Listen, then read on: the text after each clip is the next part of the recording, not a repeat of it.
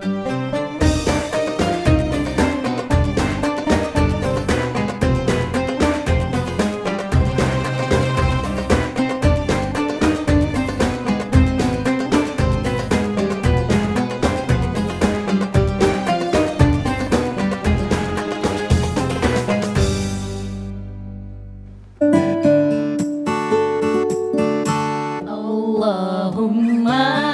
sholli wa sallim ala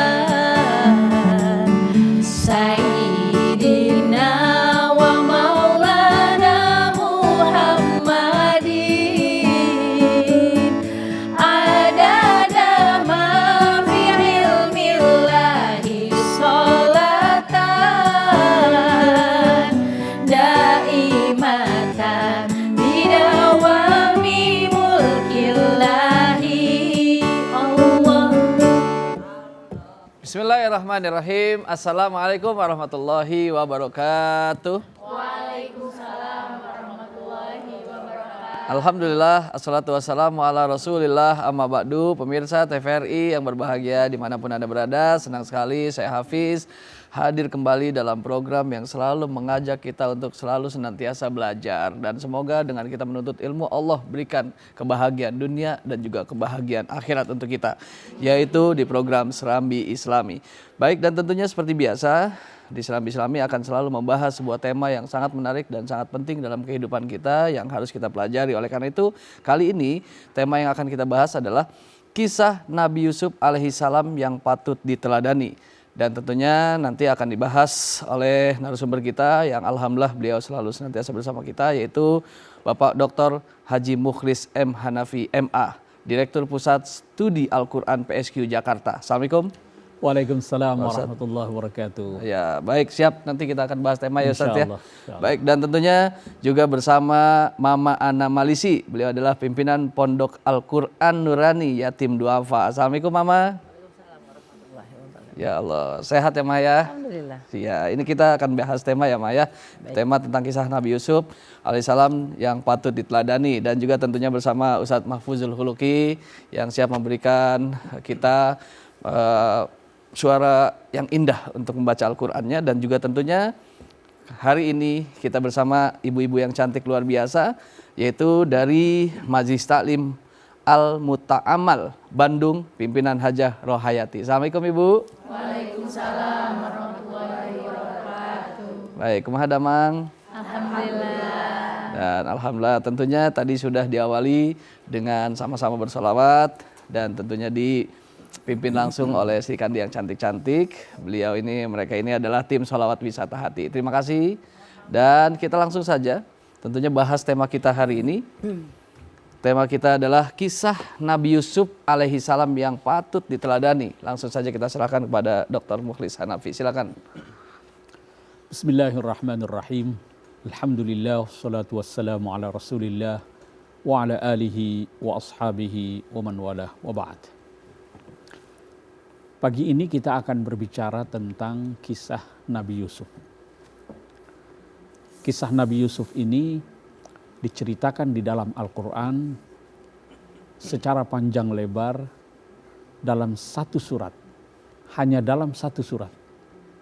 Dia tidak tersebar di surah-surah yang lain, sebagaimana kisah nabi-nabi yang lain seperti Nabi Ibrahim, Nabi Musa, yang tersebar di sekian banyak surah di dalam Al-Quran. Kisah Nabi Yusuf ini hanya ada dalam surah ini.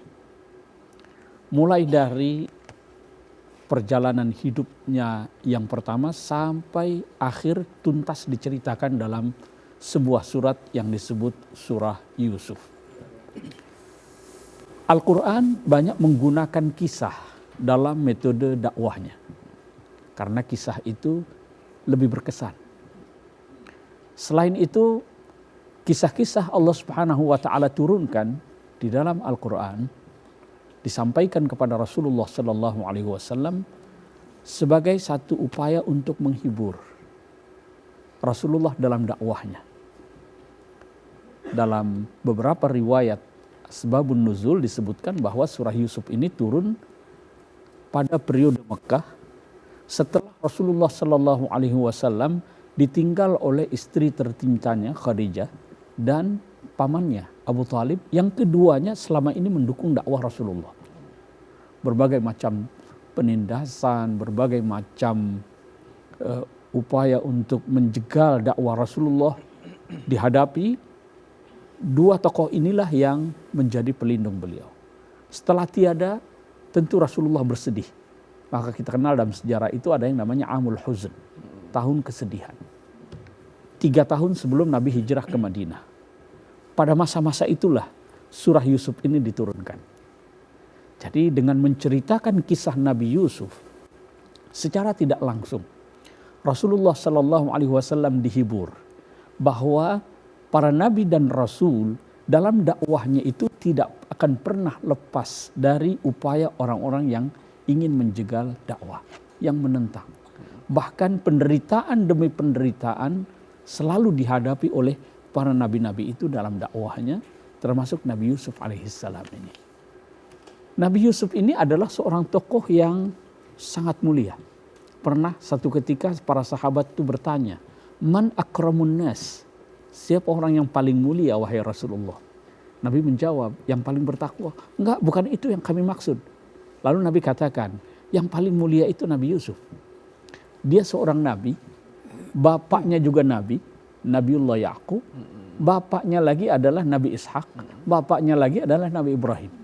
Jadi dia cicit dari Nabi Ibrahim. 4 keturunan itu nabi semua. Cari nabi yang lain. Tidak ada yang semulia Nabi Yusuf ini. Kisah Nabi Yusuf ini sangat menarik. Kalau tadi dalam judul dikatakan kisah Nabi Yusuf yang patut diteladani. Ini karena memang surah ini banyak berisikan nasihat-nasihat yang diungkapkan dengan bahasa yang sangat indah sekali. Oleh karenanya Al-Quran menyebut surah Yusuf atau kisah Nabi Yusuf ini sebagai ahsanul qasas, kisah yang terbaik. Jadi utuh itu bisa kita temukan di sini, penggalan perjalanan hidup Nabi Yusuf dari awal sampai akhir. Ini nanti kita bisa lihat dalam kurang lebih 111 ayat berbicara tentang itu. Mulai di awal pada pendahuluannya itu Al-Quran menegaskan bahwa ini adalah ahsanul qasas. Lalu kemudian nanti mulai ayat yang 4, nanti kita akan minta Ustaz Mahfuzul Khuluqi untuk membaca sebagian ayat itu. Sampai nanti ayat 102 berbicara tentang kisah, nanti di bagian akhir ada komentar tentang kisah itu. Apa pelajaran yang bisa kita ambil? Jadi bagaimana ketegaran seorang pemuda, Nabi Yusuf. Lalu kemudian kecerdasannya dalam mentakmil mimpi. Kecerdasannya dalam menyusun perencanaan. Dan bagaimana ketika dia ditunjuk sebagai seorang bendaharawan yang menangani logistik di saat paceklik. Itu nanti kita temukan dalam kisah yang ada dalam surah Yusuf ini. Baik, Pak Dr. Mukhlis, nanti kita lanjutkan kembali ya.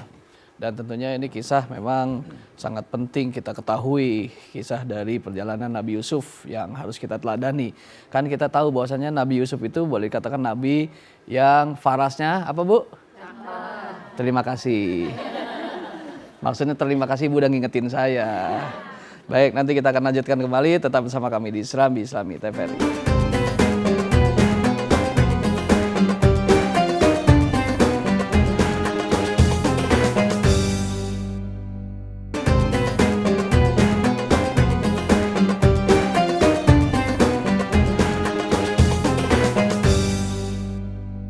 Alhamdulillahirrabbilalamin. Baik, kita lanjutkan kembali kajian kita dengan tema kisah Nabi Yusuf alaihissalam yang patut diteladani. Silakan Pak Dr. Mukhlis. Ya, tadi saya menyebut bahwa kisah ini disebut dalam Al-Quran sebagai ahsanul qasas, kisah-kisah yang terbaik. Ini kita bisa lihat mulai ayat yang keempat kisahnya itu. Saya minta Ustaz Mahfuzul Khuluqi untuk membaca terlebih dahulu beberapa ayat. أعوذ بالله من الشيطان الرجيم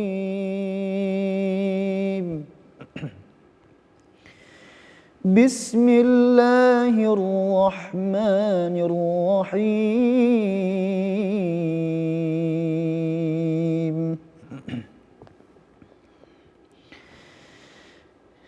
إذ قال يوسف لأبيه يا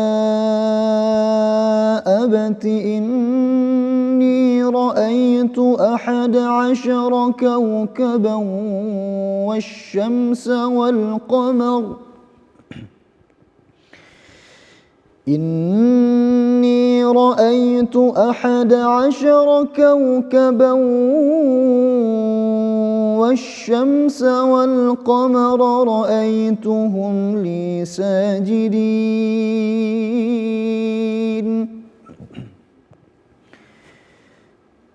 قال يا بني لا تقصص رؤياك على إخوتك فيكيدوا لك كيدا إن الشيطان للإنسان عدو مبين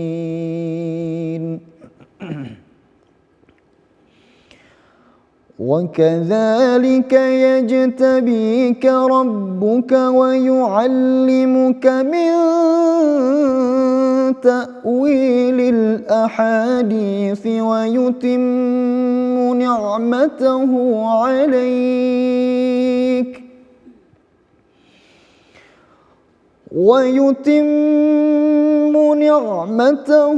عليك وعلى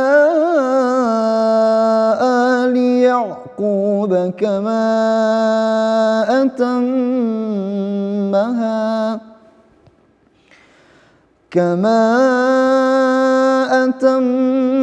أتمها على أبويك من قبل إبراهيم وإسحاق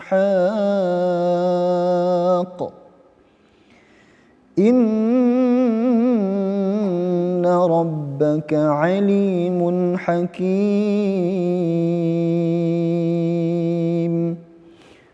صدق الله العظيم. Aku berlindung kepada Allah dari godaan setan yang terkutuk dengan menyebut nama Allah yang Maha Pengasih, Maha Penyayang. Ingatlah ketika Yusuf berkata kepada ayahnya Yakub, "Wahai ayahku, sesungguhnya aku telah bermimpi melihat 11 bintang, matahari, dan bulan. Aku melihat semuanya sujud kepadaku." Dia ayahnya berkata, "Wahai anakku, janganlah engkau ceritakan mimpimu kepada saudara-saudaramu, karena mereka akan membuat tipu daya yang sungguh-sungguh kepadamu. Sesungguhnya setan adalah musuh yang jelas bagi manusia. Demikianlah Tuhan memilihmu untuk menjadi nabi, mengajarkan kepadamu sebagian dari takwil mimpi, serta menyempurnakan nikmat-Nya kepadamu dan kepada keluarga Yakub, sebagaimana Dia telah menyempurnakannya kepada kedua kakekmu sebelumnya, yaitu Ibrahim dan Ishak. Sesungguhnya Tuhanmu Maha Mengetahui lagi Maha Bijaksana." Ya, baru saja kita dengarkan secara seksama 3 ayat dari permulaan surah Yusuf. Dan ayat 4 inilah yang memulai kisah Nabi Yusuf itu. Bermula ketika dia menyampaikan kepada ayahnya bahwa dia bermimpi melihat 11 bintang, matahari dan bulan bersujud kepadanya. 11 ini gambaran saudara-saudaranya. Ada satu di antaranya itu saudara kandung satu ayah dan satu ibu yang sering dalam cerita-cerita kita kenal dengan Bunyamin itu. Kemudian wasyamsa wal qamar, wasyams karena bentuknya muannas, para ahli tafsir mengatakan ini adalah ibunya.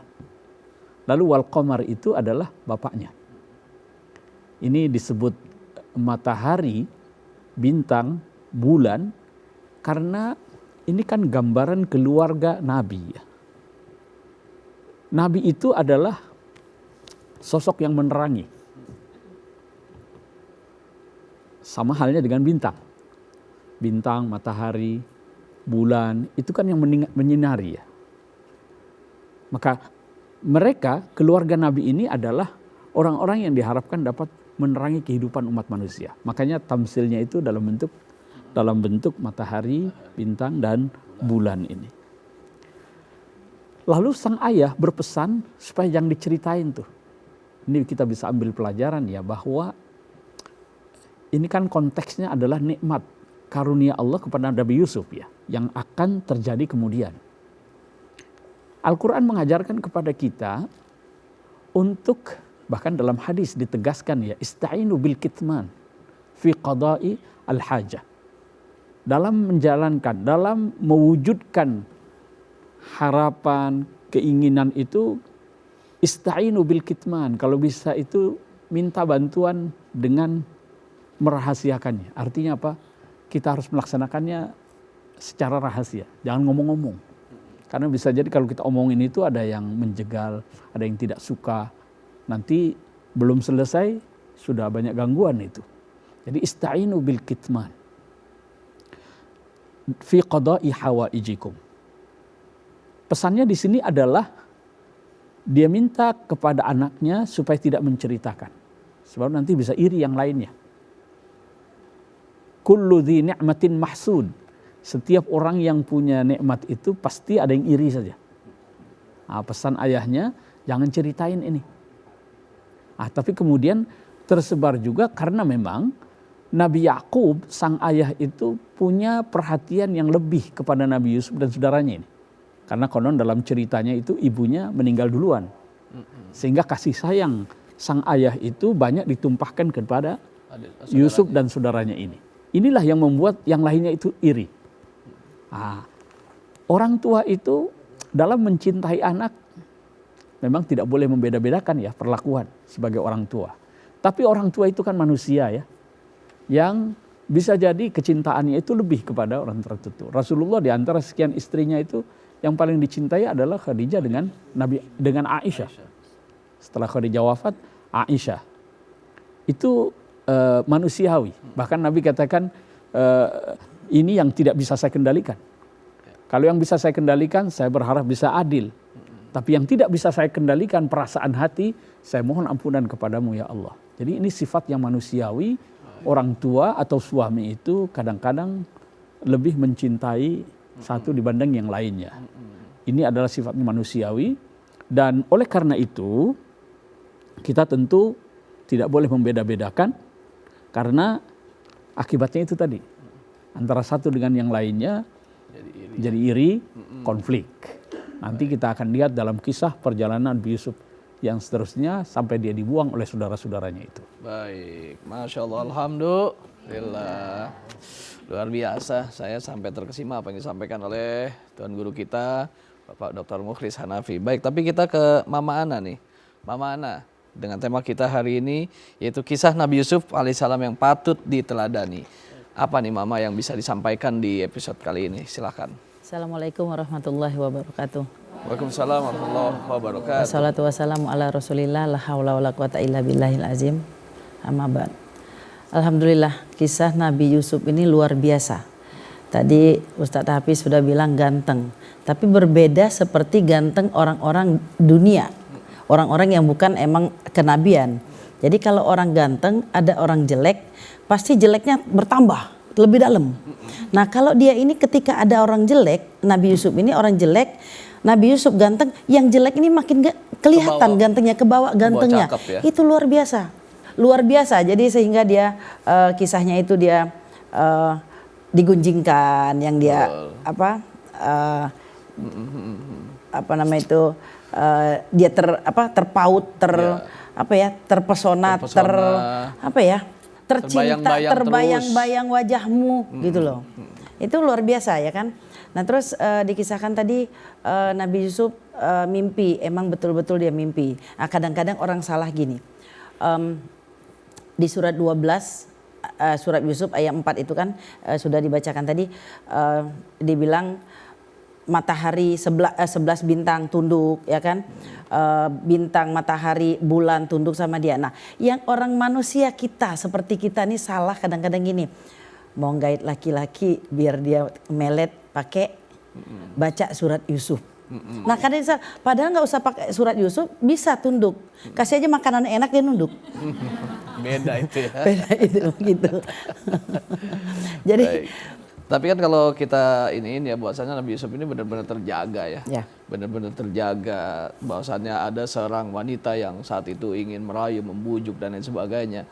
Nah, dia mampu menjaga kehormatannya. Ya. Lalu bagaimana tuh yang bisa disampaikan mungkin kepada halayak, kepada seluruh pemirsa bahwasanya sebagai laki-laki ataupun sebagai perempuan benar-benar harus menjaga Ya. kehormatannya seperti ya, itu. Nabi Yusuf dia satu, dia bisa menjaga siapapun itu kalau takut sama Allah. Kalau takut sama Allah, Allah melihat kita dimanapun dia menjaga. Apalagi Nabi udah pasti ya, dia udah ada kenabiannya dari mimpi itu yang sudah diceritakan tadi.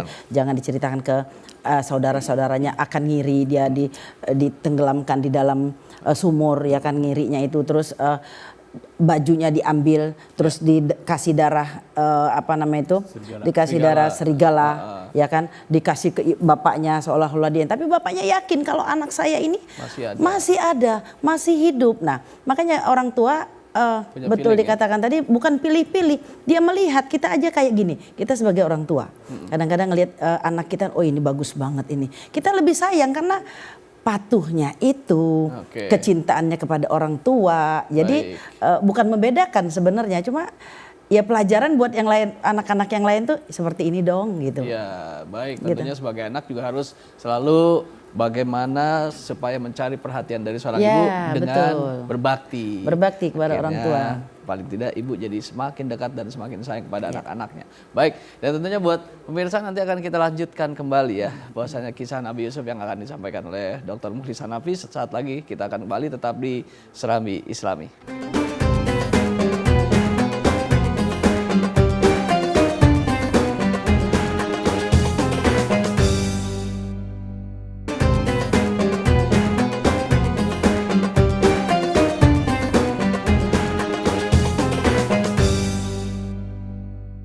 Alhamdulillahirrabbilalamin. Baik, kita lanjutkan kembali kajian kita di Serambi Islami dengan tema kisah Nabi Yusuf alaihissalam yang patut diteladani.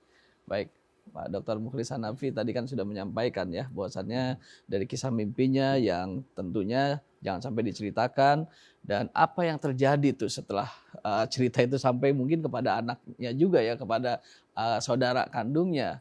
Lalu bisa menyebarkah kepada adik atau saudara-saudara yang lain? Silahkan. Ya, bermula dari kehidupan keluarga Nabiullah Ya'qub alaihissalam dengan anak-anaknya itu. Lalu kemudian timbul konflik antar saudara ini. Ini kan konflik antar saudara ya. Mereka iri terhadap kasih sayang Nabi Ya'qub kepada sang putra Nabi Yusuf alaihissalam. Lalu kemudian berujung pada upaya untuk menjerumuskan Nabi Yusuf ini ke dalam, mereka ingin membunuh tadinya. Membunuh ya. Tapi kemudian diurungkan sehingga kemudian dibuang. Tetapi itu kemudian membuahkan atau jalan bagi Nabi Yusuf untuk menjadi orang yang mulia. Jadi kemuliaan itu memang diperoleh dengan ujian. Dan ujian itu dialami oleh Nabi Yusuf. Mulai dari dia dibuang, lalu kemudian dijual. Ya, ternyata dia masuk dalam lingkungan seorang bangsawan di Mesir. Bayangkan dari Palestina ke Mesir. Yang saya dulu pernah melakukan perjalanan darat ya, dari Mesir itu ke arah Sinai 6 jam. Lalu kemudian kita masuk ke Palestina, kira-kira hampir 8-9 jam ya. Kita menggunakan kendaraan itu. Dan saat itu di Palestina sedang terjadi paceklik. Bahkan wilayah sekelilingnya itu sedang terjadi paceklik berkepanjangan. Nah, Mesir itu lebih stabil kondisi perekonomiannya, sehingga kemudian orang banyak datang ke Mesir itu. Nah, Nabi Yusuf diterima dalam sebuah keluarga bangsawan yang ternyata di situ juga tidak lepas dari ujian lagi. Ujiannya berbeda, yaitu dalam bentuk apa? Godaan wanita, seorang wanita. Wanita. Ya. yang di situ dikatakan walaqad hammat bihi wa hamma biha laula ar-ra'a burhana rabbih. Yang menjaga Nabi Yusuf itu adalah karena rasa khasyah, khauf dia kepada Allah Subhanahu wa taala. Itulah yang membentenginya. Ada sih rasa keinginan. Karena disebutkan walaqad hammat bihi wa hamma biha. Keinginan antara si istri Al-Aziz, saya tidak ingin menyebut Zulaikha ya, karena Al-Quran tidak menyebutnya. Tidak ada nama. Kata Zulaikha itu ada dalam kisah-kisah Israelian. Sebaiknya kita hindarilah. Ya. Imra'atul Aziz atau istri Al-Aziz, dalam kisah itu memang yang merayu bahkan sudah sampai pada tindakan, dikejar sampai robek itu kan. Oke. Tapi Nabi Yusuf disebut juga hamma biha. Hamnya itu baru dalam perasaan saja. Belum sampai wujud tindakan. Ya, beda itu ya antara hamnya Imra'atul Aziz dengan hammanya Nabi Yusuf. Rasa atau perasaan untuk melakukan kemaksiatan yang diurungkan itu akan menimbulkan pahala, kebaikan. Jadi wajarlah terlintas dalam hati kita ingin melakukan sesuatu yang terlarang, tapi kalau kita bisa menahannya, itu akan membuahkan pahala. Nah, Nabi Yusuf terlindungi karena laula ar-ra'a burhana rabbih. Karena dia melihat ada petunjuk dari Tuhannya. Disinilah mulai dia terangkat, tetapi dia masuk dalam ujian berikutnya. Sang istri tidak senang. Kemudian akhirnya ada konspirasi lagi. Dia panggil para sosialita yang ada di kota itu, ya. Lalu kemudian dipertunjukkanlah Nabi Yusuf, dan ternyata yang lain mengakui bahwa oh benar kalau dia tergoda orangnya seganteng ini. Tidak suka. Lalu kemudian dijebloskan ke dalam penjara. Nah, di penjara itulah ini juga menjadi jalan untuk menuju kemuliaan Nabi Yusuf. Dia bertemu dengan dua orang sahabatnya yang kemudian teruji kecerdasannya di situ. Dengan apa? Dengan takwil mimpi. Nah, ini kita bisa dengarkan dari Ustaz Mahfuzul Khuluqi ini. Ayat yang menceritakan bagaimana saat dia di penjara yang kemudian menghantarkannya menjadi salah seorang pembesar di Mesir saat itu, karena dia kemudian diberikan jabatan memegang perbendaharaan dan logistik negara di saat paceklik sedang terjadi. Dengan apa dia dipilih? Itu nanti kita bisa lihat dalam surah Yusuf pada permulaan juz yang ke-13 itu. Mungkin Ustaz Mahfuzul Khuluqi bisa baca terlebih dahulu ayat yang berkenaan dengan Nabi Yusuf ketika dia di penjara bertemu dengan dua orang sahabatnya itu. Silakan. أعوذ بالله من الشيطان الرجيم ودخل معه السجن فتيان قال أحدهما إني أراني أعصر خمرا وقال الآخر إني أراني أحمل فوق رأسي خبزا تأكل الطير منه نبئنا بتأويله إنا نراك من المحسنين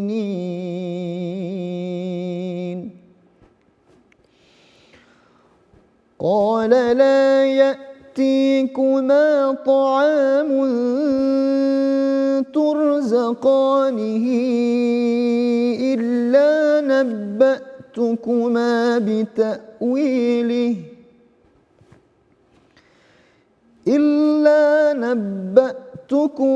بتأويله قبل أن يأتيكما ذلكما مما علمني ربي إني تركت ملة قوم لا يؤمنون بالله وهم وبالآخرة هم كافرون صدق الله العظيم. Bersama dia, Yusuf, masuk pula 2 orang pemuda ke dalam penjara. Salah satunya berkata, "Sesungguhnya aku bermimpi memeras anggur."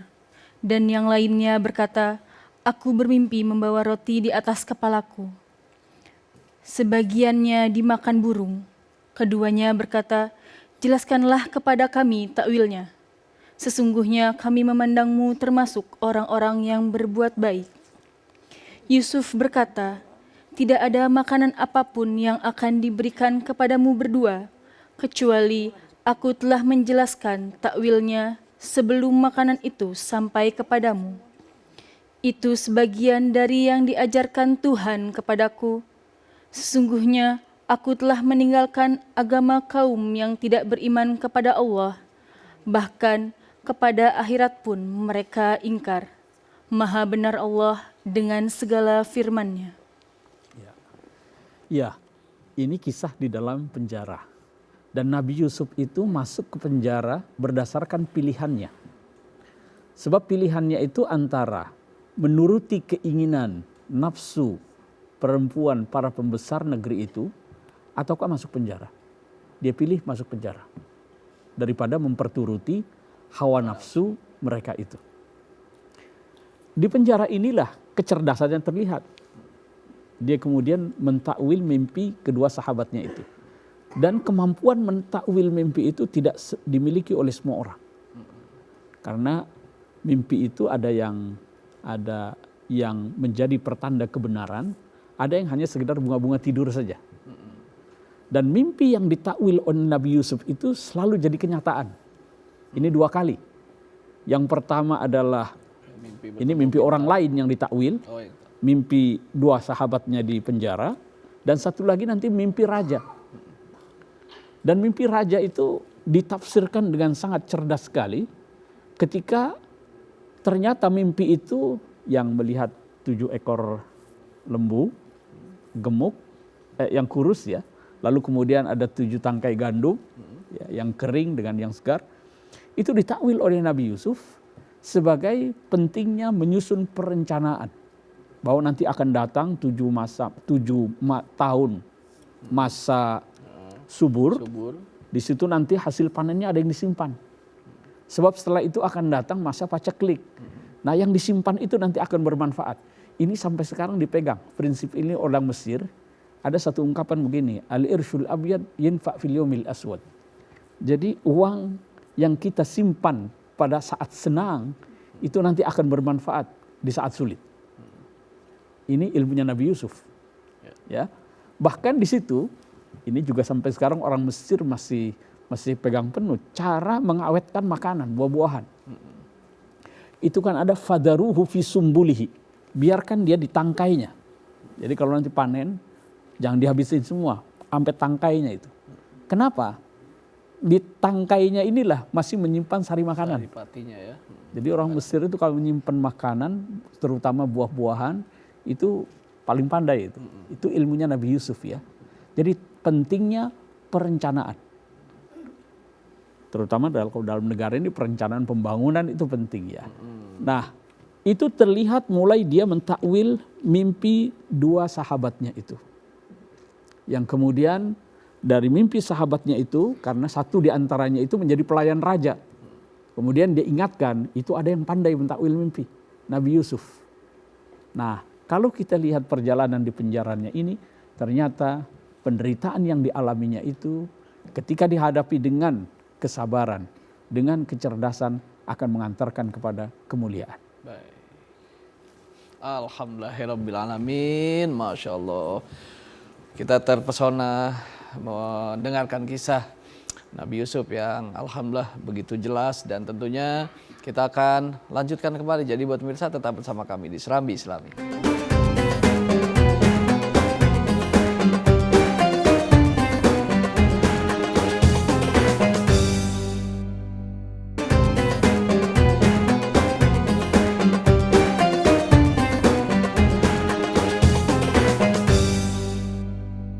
Alhamdulillahirrabbilalamin. Baik, kita lanjutkan kembali serambi-serambi kita dengan tema kisah Nabi Yusuf alaihissalam yang patut diteladani. Dan sekarang saatnya Ustadz menjawab.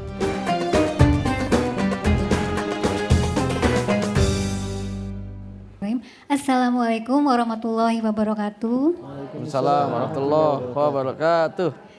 Perkenalkan, nama saya Lina Herlina dari Majelis Taklim Al-Muta'amal Bandung. Izin bertanya, saya sering kali melihat, mengalami juga di acara-acara pengajian ibu-ibu 4 bulanan kehamilan, 7 bulanan, sering kali surat Yusuf tuh dibaca. Katanya kalau misalkan baca surat Yusuf anaknya bisa ganteng gitu. Malah bisa jadi ada ibu-ibu yang rajin baca Yusuf, anaknya keluarnya perempuan gitu kan ya. Jadi bagaimana menurut Ustadz sama Mama mengenai pandangan ini? Baik. Terima kasih. Wassalamualaikum warahmatullahi wabarakatuh. Waalaikumsalam warahmatullahi wabarakatuh. Ini dari Ibu Lina Herlina. Nama orang Jawa Barat begitu diulang-ulang ya, Ibu Lina Herlina. Baik, seperti apa? Ustadz, silakan. Ya, itu memang tradisi di banyak masyarakat kita, Bu ya. Memang tidak pernah Rasulullah contohkan itu. Tetapi tidak berarti itu terlarang. Karena membaca Al-Quran itu bagus. Ya. Apalagi disertai dengan harapan. Karena ibu hamil itu kan harapannya kalau laki-laki ganteng, akhlaknya baik gitu ya. Seperti Nabi Yusuf. Begitu juga kalau perempuan seperti Maryam, perempuan yang disucikan itu. Tentu itu harapan-harapan baik yang kalau kita baca, kita dengarkan bacaan Al-Quran itu tentu akan menginspirasi. Mudah-mudahan Allah mengabulkan harapan-harapan kita itu. Ya, jadi itu satu hal yang baik, positif. Tapi ya, jangan hanya ya Yusuf dengan Maryam saja. Baca yang lain-lainnya juga. Karena pasti semua akan mendatangkan keberkahan. Selain itu ada satu ungkapan. Ulama yang mengatakan begini. Barangkali mereka terinspirasi dengan ungkapan ulama ini yang mengatakan bahwa surah Yusuf dengan surah Maryam itu yatafakkah bihima ahlul jannati fil jannah. Jadi surah Yusuf ini dengan surat Maryam adalah 2 surah yang penghuni surga itu nanti akan bersenang-senang dengan 2 surah itu di surga. Mungkin dengan membaca 2 surah itu berharap nanti di surga akan bersenang-senang dengan 2 surah itu. Ya, ini kan harapan baik ya, Bu. Alhamdulillah. Itu Ibu Lina Herlina, andainya lahir ternyata ya biasa-biasa aja, ya perlu dilihat juga bapak sama ibunya.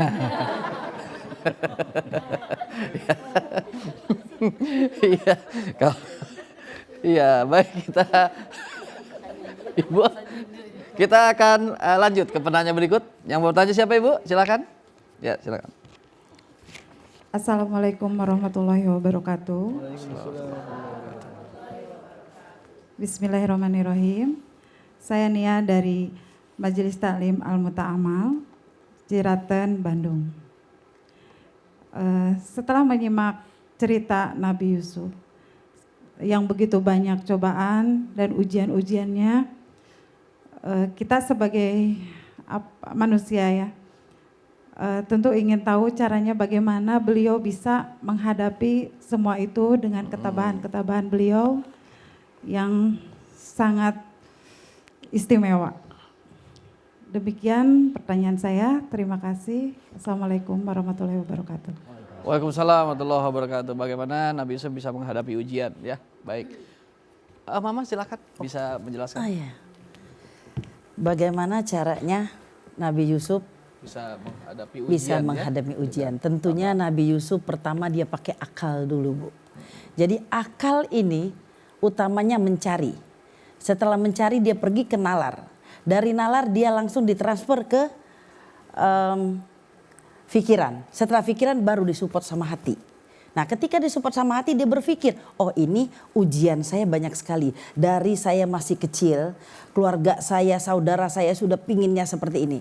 Jadi ada di surat 94 Pak Inamal Yusisro. Jadi setelah kesusahan pasti ada kemudahan. Pinter semua. Nah, jadi kita seperti kita di dunia, ya. Di dunia ini semua tuh dari sini aja. Kita mau umpama dari Bandung ke Jakarta. TVRI.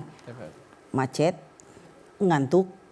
Nah, jadi ketika kita ada tujuan ke satu, jangan kita pikirkan perjalanannya. Jangan kita pikirkan prosesnya. Nikmati prosesnya, hasilnya Allah. Jadi satu, kita usahakan kita jalan, doa kepada Allah dan berpikiran positif. Saya akan nyampe di TVRI. Halangan apapun gak usah dipikirin. Ya, pikiran kita nyampe di TVRI. Nah, seperti Nabi Yusuf, dia sudah tahu kenabiannya sudah ada. Terus tadi dibilang ayahnya jangan bilang ke saudara-saudaranya karena emang udah banyak, udah tantangan apa segala macam, di sumur segala macam. Terus dia diambil oleh kerajaan Mesir. Nah, di situ pun dia dari Siti Zulaiha tahu sendiri kan mau di kosa gitu kan, tarik itu segala macam, digunjingkan, ya kan. Nabi Yusuf diam saja. Santai saja, tabah saja. Lebih baik saya di penjara gitu loh. Apa tadi kata mengutip salah satu sahabat mama bicara, ini Abdullah ketika dia melihat wanita di depan dia begitu cantiknya, saya takut sama Allah. Coba kalau kita melihat wanita cantik luar biasa, langsung ini dia makananku. Nah, dia enggak, dia karena dijaga hatinya, dijaga matanya, dijaga telinganya, dijaga semua dijaga. Nah, jadi hidup ini artinya kita harus perjuangan. Jadi jangan hantam halal sah, jangan. Kita perjuangan. Nah, perjuangan itu proses, katanya itu apa? Proses tidak akan mengkhianati hasil. Baik, seperti itu. Mama. Jadi intinya harus ada ikhtiar kita untuk menyikapi dari ujian yang Allah berikan kepada kita. Tentunya pakai akal dan pakai pikiran kita untuk bisa menyikapi itu semuanya. Mudah-mudahan Allah berikan jalan keluar. Betul Ibu? Iya, kita sekarang ke video. Saatnya Ustadz menjawab. Silakan video. Assalamualaikum warahmatullahi wabarakatuh. Perkenalkan, nama saya Utami dari Jakarta Utara. Saya izin bertanya, mengapa di dalam surat Yusuf ayat 3 disebutkan bahwa kisah Nabi Yusuf sebagai kisah yang terbaik di dalam Al-Quran? Sekian dari saya, terima kasih. Wassalamualaikum warahmatullahi wabarakatuh. Waalaikumsalam warahmatullahi wabarakatuh. Pak Dr. Mukhlis silakan. Ya, di permulaan surah Yusuf ada penegasan bahwa surah ini atau kisah ini adalah ahsanul qasas, kisah yang terbaik. Mengapa? Karena pertama, bahwa kisah-kisah di dalam Al-Quran itu umumnya diceritakan tersebar di banyak tempat ya. Jadi angle-nya itu dipotong-potong. Karena memang tujuannya adalah untuk menyampaikan pesan di balik itu. Bukan kisahnya itu sendiri. Karena Quran itu bukan buku cerita. Tapi untuk kasus Nabi Yusuf, kisahnya utuh ada di satu surat. Berbeda dengan kisah-kisah yang lain. Kemudian yang kedua, kisah Nabi Yusuf ini merangkum banyak sekali pelajaran. Mulai bagaimana hubungan antara anak dengan orang tua. Lihat panggilan Nabi Yusuf kepada sang ayah, ya abati. Penuh dengan kesantunan. Kemudian sang ayah kepada anak, ya bunayya. Panggilan penuh kasih sayang. Lalu kemudian bagaimana mengelola hubungan atau konflik hubungan antar saudara. Itu bermula dari rasa iri sampai nanti pada akhirnya bersatu. Dan itu dilakukan oleh Nabi Yakub dengan penuh kesabaran. Dia menghadapi anaknya yang sedang berseteru itu dengan menyerahkan seluruhnya. Innama ashku bassi wa huzni ilallah. Dia sedih melihat situasi anak-anaknya seperti itu. Tapi kemudian dia serahkan sepenuhnya kepada Allah Subhanahu wa Ta'ala. Sehingga kemudian bisa terkendali konflik antar saudara dalam keluarga itu. Lalu kemudian bagaimana hubungan antara penguasa dengan rakyatnya. Ya. Lalu bagaimana cara mengelola krisis ketika negara dalam keadaan krisis, manajemen krisis. Bermula dari mimpi tadi itu. Ya, 7 ekor lembu yang kurus, 7 ekor lembu yang gemuk, yang ternyata itu penuh dengan strategi perencanaan agar kita ini bersiap-siap ya menghadapi krisis. Sekarang kita dunia sedang menghadapi resesi global ya. Jadi kita harus hemat ya. Jangan apa yang kita dapat kita belanjakan habis begitu saja. Kita ingat kita belum tahu ke depan apakah akan semakin baik atau semakin buruk keadaan ya. Jadi kita harus bersiap menghadapi masa depan itu. Dan ini bagus sekali kita temukan dalam surah Yusuf itu. Bagaimana Nabi Yusuf menghadapi ujian tadi dari perempuan. Iya, betul. Bagaimana kemudian Nabi Yusuf menjadi seorang pemimpin. Dengan apa dia terpilih sebagai pemimpin. Di situ ada 2 kategori, 2 kriteria yang surah Yusuf ceritakan bahwa seorang pemimpin itu harus memiliki karakter hafizun alimun, berintegritas dan cerdas. Milih pemimpin, perhatikan 2 hal ini. Ya, integritas dan kecerdasan, kemampuan dia dalam mengelola. Jadi banyak sekali pelajaran yang bisa kita dapatkan dalam surah Yusuf yang kita baca secara utuh dari awal sampai akhir itu. Masya Allah. Oke, kalau Nabi Yusuf itu sendiri diangkat jadi nabinya bagaimana tuh? Kayak kan kalau Nabi Muhammad kita tahu seperti dalam kisahnya. Kalau Nabi Yusuf itu di usia berapa dan sebagainya, ada nggak secara ininya? Di dalam Al-Quran tidak dijelaskan secara rinci, tetapi Yusuf dipilih sebagai nabi itu karena memang sudah dipersiapkan sejak awal. Jadi sosoknya ditampilkan dalam rangkaian kisah-kisah itu sesungguhnya menunjukkan bahwa ini adalah seorang wa kadzalika yajtabika rabbuka. Di situ ada kata-kata yajtabika rabbuka. Tuhanmu telah memilihmu. Di usia berapa itu tidak dijelaskan di dalam Al-Qur'an. Berarti tapi saudara-saudaranya nggak ada yang jadi nabi ya? Atau Tidak ada. Cuma Nabi Yusuf saja kan? Nabi Yusuf saja. Masya Allah, itulah mulianya dari sekian anak. Tapi ternyata Nabi hanya Yusuf satu yang dipilih. Hanya satu yang dipilih menjadi seorang nabi. Bapaknya nabi, kakeknya nabi, bahkan kakeknya lagi seorang nabi. Makanya dikatakan nabi yang paling mulia, nabi yang mulia ya. Manusia yang paling mulia kata Rasulullah SAW. Baik, nanti kita akan lanjutkan kembali. Jadi buat pemirsa jangan kemana-mana, tetaplah bersama kami di Serambi Islami.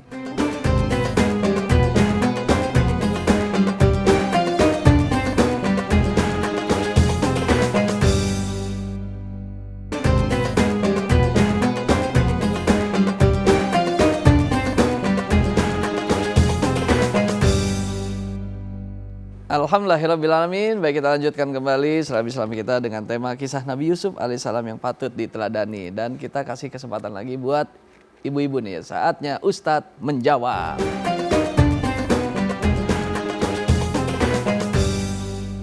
Assalamualaikum warahmatullahi wabarakatuh. Waalaikumsalam warahmatullahi wabarakatuh. Perkenalkan, saya Cucu Kartini dari Majelis Taklim Al-Muta'amal Bandung. Ya Allah, ternyata alhamdulillah selama ini kita baru tahu ini adalah cucunya Kartini ya.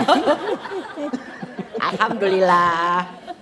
Baik. Ada yang ingin ya, silakan, Ibu. Saya dengar dari penjelasan Pak Ustadz dan Ibu mengenai tadi cerita tentang mimpi.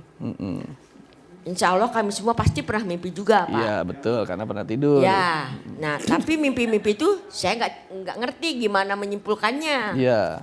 Tapi ada yang tadi saya baca itu nggak boleh cerita sama bapaknya itu ke orang. Ya, berarti kalau saya suka cerita, makanya mungkin nggak jadi mimpinya. Saya tuh pernah Pak mimpi begini. Gimana Bu? Kan nggak boleh diceritain mimpinya. Itu gimana dongeng naros gimana? Silakan Ibu. Saya tuh mimpi orok. Waktu orok mimpinya? Dapat orok, dapat orok bayi. Terus saya dapat ikan. Nah, pas saya cerita ke orang, wah alhamdulillah kayak ngerejeki. Oh katanya mau dapat rezeki, dapat rezeki. Tapi alhamdulillah di antosan tete ayah. Ditungguin nggak ada? Nggak ada, nih berarti kan bohong rezeki tete. Nah, tapi kok Nabi Yusuf bener gitu loh. Semua mimpinya katanya bisa diartikan. Betul. Dari bintang, bulan, matahari dia bisa menyimpulkan. Ya, baik. Pasti kami mah nggak ngerti. Ya, baik. Cuma dari mana Nabi Yusuf itu mendapat penjelasan itu ya? Penjelas kemampuan itu. Apakah dari buku Marilimbon atau dari Allah? Ibu. Belum assalamualaikum. Bu. Ya, masa Nabi Yusuf begitu saja Pak. Pertanyaan dari saya. Assalamualaikum warahmatullahi wabarakatuh. Waalaikumsalam warahmatullahi wabarakatuh. Pegang aja Ibu. Ya, Ibu. Ya begitulah, silakan Ustaz. Ya. Terima kasih Ibu sudah berbagi pengalaman. Mimpi itu bermacam-macam. Bahkan wahyu pertama yang diterima Rasulullah itu awal-awal itu pertanda kenabiannya itu adalah melalui mimpi. Yang disebut dengan ar-ru'ya as-sadiqah. Mimpi yang benar. Selalu terjadi kenyataan. Mimpi Nabi sebelum kenabian itu. Kenabian itu sekarang sudah tidak ada. Tapi pertanda kebenaran itu bisa didapati dari mimpi. Maka jenis mimpi yang pertama itu adalah ar-ru'ya as-sadiqah. Mimpi yang benar.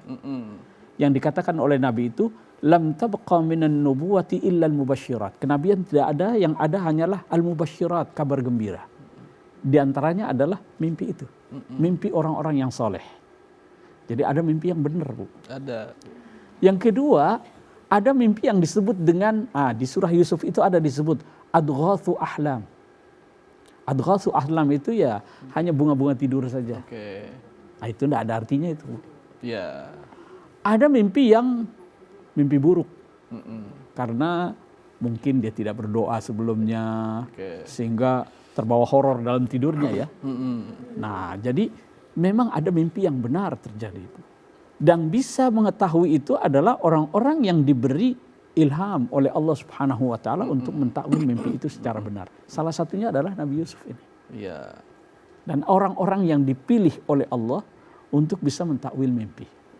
Nabi kan ketika sebelum diangkat menjadi rasul, menjadi nabi itu kan mimpi. Lalu yang mentakwil siapa? Waraqah bin Naufal. Oh iya betul. Ya kan? Pamannya Khadijah. Seorang pendeta saat itu yang mengatakan, oh ini pertanda kenabian. Semoga saya masih hidup ketika kaummu nanti mengusirmu dari kampung halamanmu. Loh, memang saya akan diusir nanti. Semua nabi-nabi pernah mengalami itu. Jadi mimpinya Nabi ditakwil oleh Waraqah bin Naufal yang ternyata kemudian jadi beneran. Jadi benar. Nabi terusir dari kota Mekah ke Madinah. Baik. Tinggal pilih ibu mimpinya yang pertama, kedua atau ketiga. Ya. Baik, alhamdulillah. Ibu. Ya, tadi Ibu nanyanya sama siapa? Yang mentakwilkan mimpi Ibu siapa? Temennya? Teman-teman lah Pak. Ya, namanya temen Bu. Banyak kadukun Pak. Baik, tapi alhamdulillah terima kasih ya Bu ya. Sudah memberikan keceriaan buat kita semuanya ya. Mudah-mudahan Ibu mimpinya dapat ikan, tapi besok belanja ikan kan? Berarti dapat beneran. Kita akan saatnya ya ke Mama ingin menjawab, silakan Mama. Mama menambahkan sedikit soal mimpi. Tadi katanya mimpi ikan. Boleh kita mimpi ikan. Doain aja moga-mogahan dapat ikan. Nah, ketika kita dapat mimpi yang jelek, berdoa lagi, ya Allah Tuhanku moga-moga tidak terjadi. Keburukan. Jadi ketika mimpi itu abaikan sajalah bunga apa? Bunga tidur. Jadi enak kalau ibu ini menjawab kan enak. Ya, ketawa terus dari tadi. Subhanallah. Jadi mimpi itu katanya ada yang benar-benar bisa mentafsirkan mimpi itu benar-benar yang dipilih oleh Allah. Baik. Ya, jangan sedikit dapat apa tadi korok apa? Orok. Orok itu dapat bayi akan dapat rezeki. Ya dapat bayi dapat rezeki lah, orang kita melahirkan. Ya kan? Ya. Jadi ketika kita tidur itu doa dulu, ya kan, doakan suami kita, maaf sama orang, semua segala macam. Jadi biar mimpinya yang baik-baik. Ketika mimpi baik, doa baik. Ketika mimpi tidak baik, berdoa. Semoga tidak jadi terjadi. Jangan berpikir mimpi itu ketika kita mimpi, dapat orok, dapat rezeki, nggak usah cari duit lagi, dapat rezeki. Jadi jangan difikirkan soal mimpi itu, anggap bunga tidur. Baik, gitu aja. Terima kasih Mama. Iya, nuhun Ibu ya. Baik, silakan mimpi lagi Ibu. Kita akan ke video ya yang sudah dikirim. Saatnya Ustadz menjawab. Silakan. Assalamualaikum warahmatullahi wabarakatuh. Nama saya Bayu Sukmananto dari Kebonjeruk, Jakarta Barat.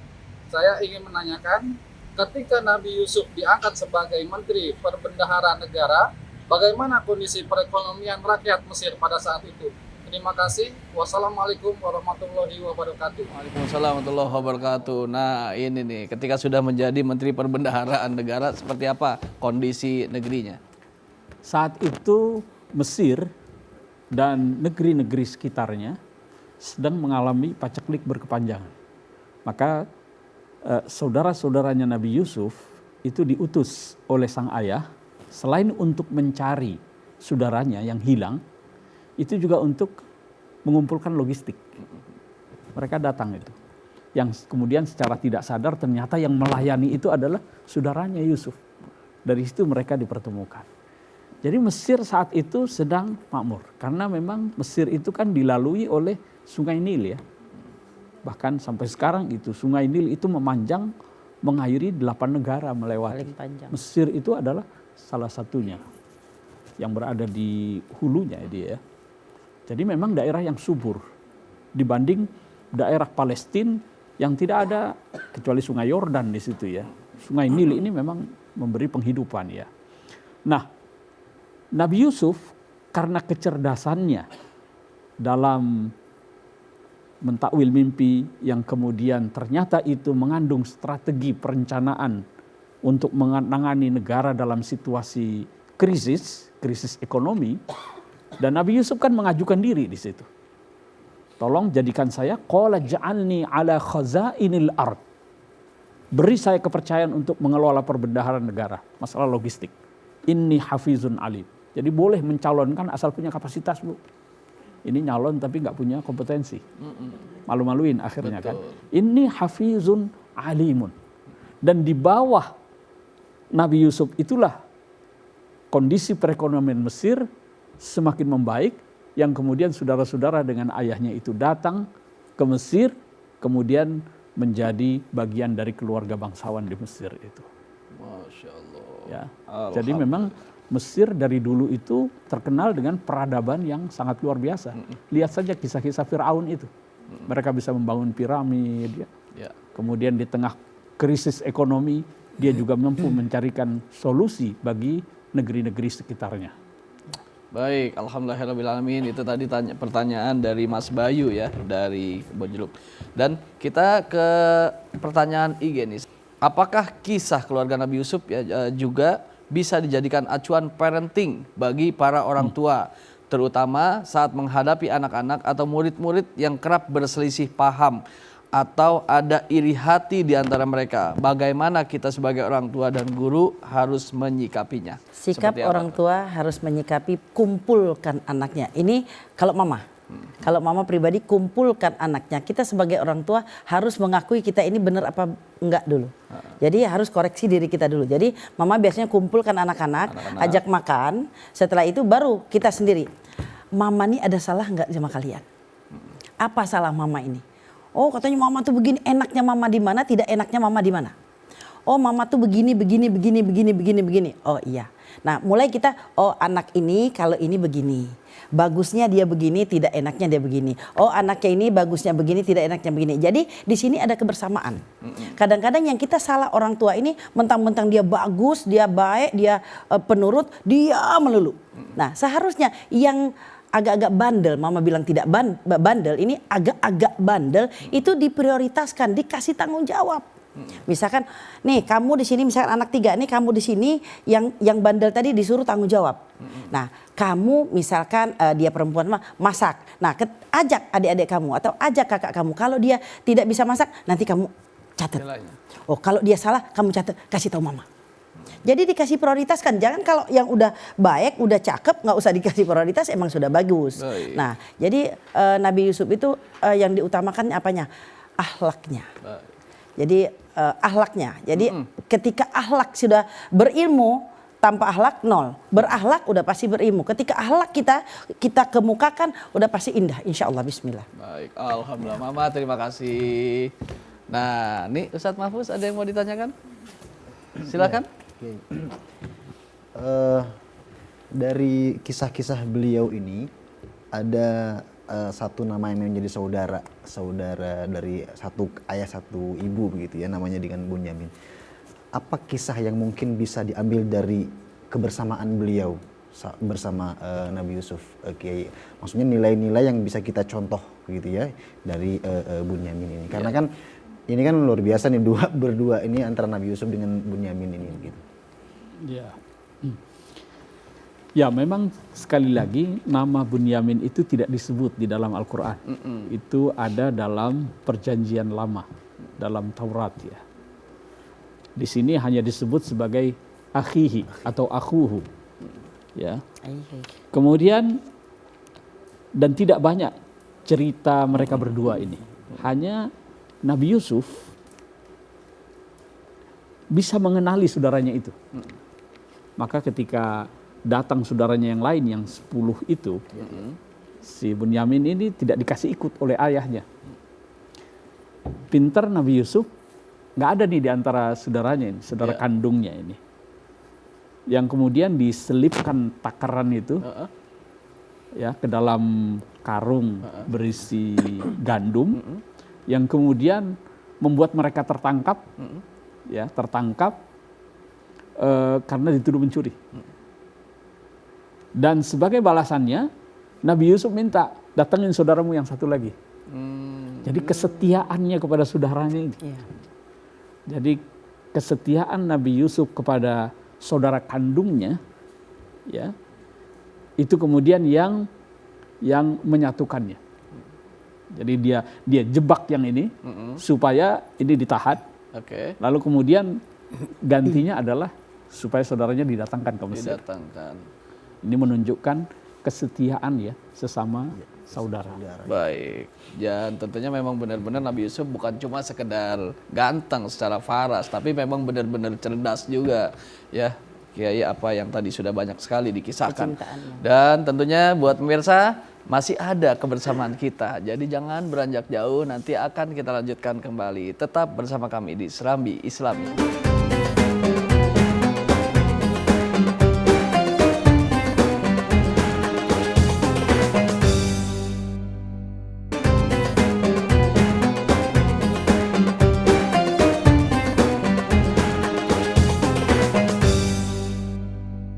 Alhamdulillahirrabbilalamin. Terima kasih buat pemirsa TVRI yang masih setia dan masih semangat di Serambi Islami dengan tema kita kisah Nabi Yusuf alaihissalam yang patut diteladani. Nah, Kiai, di penghujung nih ya, sebelum saya bertanya kesimpulan kisah dari Nabi Yusuf ini, hikmah apa yang bisa diambil dari kisah Nabi Yusuf dengan keadaan saat ini?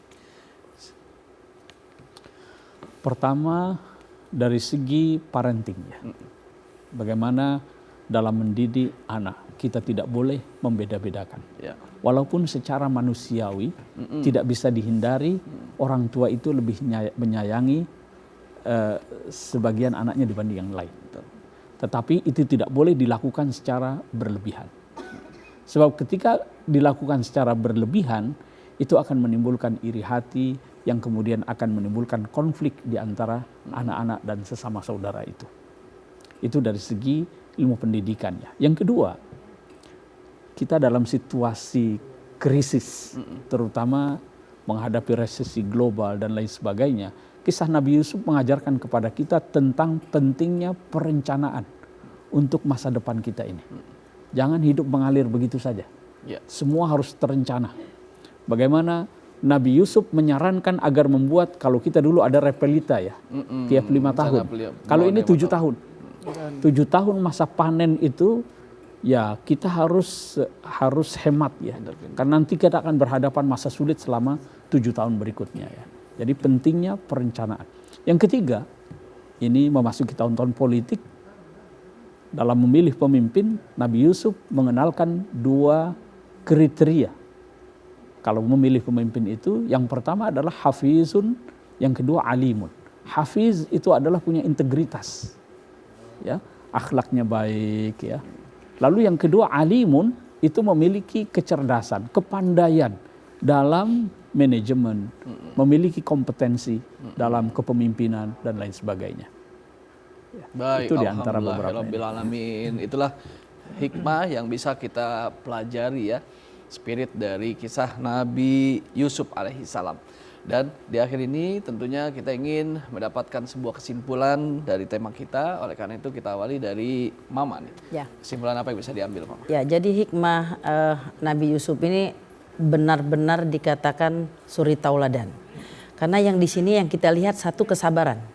Kesabaran dia kemukakan, kedua dia menggunakan akal, tidak seperti kita emosi dulu, mengemukakan emosi baru akal. Kalau dia akal dulu kemukakan akal dulu baru emosi. Kalau kita emosi dulu baru akal. Dan di sini dia ambil lagi hikmahnya kenapa? Apalagi jangan terlalu membenci orang. Yang diambil lagi hikmahnya di sini apa dari cerita Nabi Yusuf? Silaturahmi, kekeluargaan. Itu yang diambil. Jadi gini, adik saudaranya si Bunyamin yang tidak tahu ceritanya, tidak terkemuka. Nah, ketika itu dia kasih syarat, ya kan? Harus kemukakan dulu ini. Jadi di sini diambil kesabaran, silaturahmi antar keluarga, antar saudara, apalagi.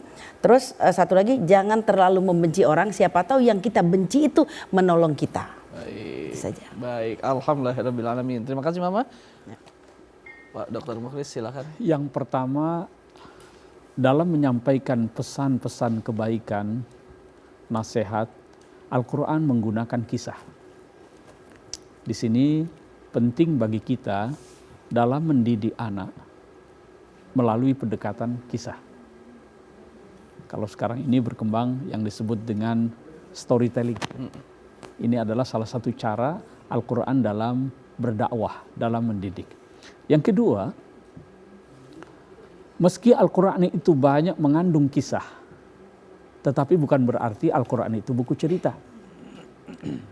Dalam memaparkan kisah-kisah itu, Al-Quran banyak mengabaikan tempat, tokoh, karena sesungguhnya yang dimaksudkan dari kisah-kisah itu adalah pelajaran yang bisa kita ambil dari situ. Al-Quran itu adalah kitab hidayah, bukan buku cerita, walaupun di dalamnya terdapat banyak kisah. Yang ketiga, dari kisah Nabi Yusuf ini, pelajaran yang bisa kita ambil antara lain yang pertama adalah kesabaran dalam menghadapi kehidupan. Sabar menghadapi ujian. Ujian itu bisa dalam bentuk iri hati dari orang lain, bisa dalam bentuk rayuan dan godaan lain jenis, bisa dalam bentuk kekuasaan. Nabi Yusuf berhadapan dengan kekuasaan, tapi kekuasaannya digunakan untuk mensejahterakan rakyatnya. Dan yang keempat, kesabaran ditunjukkan oleh ayah dari Nabi Yusuf, yaitu Nabi Yakub alaihissalam, yang mengatakan secara tegas ketika menghadapi konflik anak-anaknya itu, dia mengatakan fasabrun jamil. Senjatanya itu adalah kesabaran. Dan kesabaran itu adalah sesuatu yang sangat indah, yang berbuah manis kesuksesan anak-anaknya, mengantarkan keluarganya menjadi keluarga bangsawan di Mesir. Baik, alhamdulillahirabbil alamin. Terima kasih pada Dr. Mukhlis Hanafi, dan tentunya di akhir ini kita sama-sama berzikir, sama-sama bermuhasabah. Dan zikir muhasabah akan diimami oleh Ustadz Mahfuzul Khuluki. Silakan Ustadz. Izin, Kiai, Mama. Subhanallah walhamdulillah wa la ilaha illallah wallahu akbar wa la hawla wa la quwwata illa billahil aliyyil azim. Astaghfirullah rabbal baraya, astaghfirullah minal khataya, astaghfirullah. Ya Allah, ya Tuhan kami sadar kami hanya manusia biasa ya Allah, tak luput dari dosa, tak luput dari kealfaan kami ya Allah. Oleh karena itu, ampunilah segala dosa-dosa kami ya Allah. Dosa ibu bapa kami ya Allah, dosa guru-guru kami ya Allah, dosa muslimin dan muslimat ya Allah. Ya Allah, ya Tuhan kami sadar kurangnya rasa syukur kami kepadamu ya Allah. Kami bisa berjalan, kami bisa bernafas, kami senantiasa bisa beraktivitas ya Allah. Oleh karena itu jadikanlah kami sebagai orang-orang yang selalu bersyukur ya Allah kepadamu atas nikmat yang Kau berikan kepada kami ya Allah. Ya Allah ya Tuhan kami, jadikanlah kami, anak-anak kami, orang tua kami sebagai orang-orang yang selalu taat kepadamu ya Allah. Taat dalam ketauhidan, taat dalam ibadah, sehingga ketauhidan, kekuatan iman yang Engkau karuniakan kepada Nabi Yusuf alaihissalam, Engkau karuniakan pula kepada kami ya Allah, sehingga kami dapat sabar dalam ujian, kuat dalam ketauhidan kepadamu ya Allah. Dan jadikanlah kami orang-orang yang beruntung sehingga dikumpulkan di jannah-Mu ya Allah. Khataya astaghfirullah Rabbal baraya astaghfirullah minal khataya. Bismillahirrahmanirrahim. Alhamdulillahi rabbil alamin. Allahumma salli ala sayyidina Muhammad wa ala ali sayyidina Muhammad. Allahumma a'inna ala dzikrika wa syukrika wa husni ibadatik. Allahumma rzuqna ilman nafi'a wa rizqan nafi'an wa amalan mutaqabbala. Allahumma anfa'na bima 'allamtana wa 'allimna ma yanfa'una warzuqna 'uluman tanfa'una. Allahumma arhamna bil Qur'an waj'alhu lana imaman wa nuran wa hudan wa rahmah. Allahumma dzakkirna minhu ma nusina wa 'allimna minhu ma jahilna. Allahumma ja'alil Qur'ana rabi'a qulubina wa nura absarina wa jalaa'a humumina. Wa sallallahu ala sayyidina Muhammad wa ala alihi wa sahbihi wa sallam. Subhana rabbika rabbil izzati amma yasifun wa salamun ala al mursalin walhamdulillahi rabbil alamin. Alhamdulillahirrabbilalamin. Terima kasih pada Bapak Dr. Mukhlis Hanafi. Terima kasih kepada Mama Anda Malisi. Terima kasih kepada Ustadz Mahfuzul Huluki. Terima kasih juga kepada seluruh jamaah dari Majelis Taklim Al-Muta'amal Bandung dan juga tim Sholawat Wisata Hati. Terima kasih. Dan tentunya kepada seluruh pemirsa dan juga kerabat kerja yang bertugas. Dari kisah tadi saya menyampaikan bahwasannya seorang nabi saja, yaitu Nabi Yakub, memiliki anak beragam. Tentunya tidak semuanya menjadi anak yang soleh pada masanya. Ada yang benar-benar menjadi seorang nabi, tapi ada juga yang benar-benar bahkan memiliki niat busuk untuk menjerumuskan keluarganya. Oleh karena itu, ketika kita menjadi seorang tua, harus memiliki jiwa sabar. Karena tentunya kita selalu bisa meminta kepada Allah, berharap kepada Allah, selalu diberikan anak penyejuk hati. Bukan cuma sekedar anak perhiasan kehidupan, bukan, bahkan jangan sampai anak kita menjadi fitnah dalam kehidupan. Semoga anak-anak kita menjadi anak yang qurrata a'yun, menjadi anak kebanggaan buat kita semuanya. Amin. Wabillahi taufiq wal hidayah. Wassalamualaikum warahmatullahi wabarakatuh. Waalaikumsalam warahmatullahi wabarakatuh. Rahman ya Rahman, sa'idni ya Rahman, isyrah sadri Qur'an, imla qalbi Qur'an, wasli hayati Qur'an. Rahman ya Rahman, sa'idni ya Rahman, isyrah sadri Qur'an, imla qalbi Qur'an, wasli hayati Qur'an. Lillah, lillah, yafu amali lillah, walihifzi kitabillah, min awwali bismillah, lil khatmi walil ridwan.